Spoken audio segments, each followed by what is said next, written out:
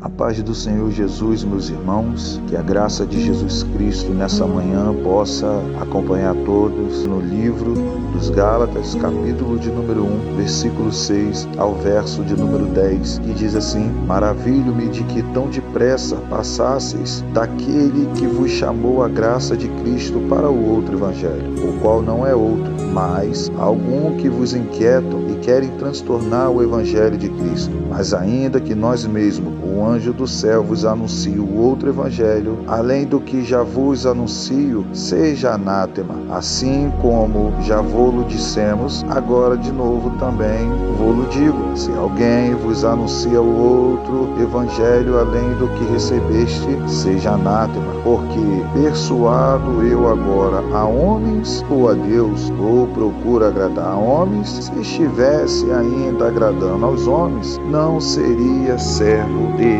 Cristo Jesus. O apóstolo Paulo repreende severamente a igreja da Galácia por abandonar a salvação pela graça em Cristo e se voltar para falsos ensinos, enfatizando que o verdadeiro evangelho é imutável e que o servo de Deus deve agradar a ele e não aos homens. Se você observar, Paulo ele resume em 3 partes do verso 6 ao 10. Do versículo 6 ao 7, Paulo demonstra incredulidade com a rapidez com que os Gálatas se desviaram do evangelho da graça para seguir a outro evangelho. Ele esclarece que, na verdade, não existe 2 evangelhos verdadeiros. O outro ensino era apenas uma distorção humana e herética que trazia confusão. Do verso de número 8 ao 9, a gravidade da alteração. O apóstolo usa a linguagem forte, afirmando que qualquer pessoa, ou até mesmo um anjo, que pregue uma mensagem diferente daquele que eles receberam,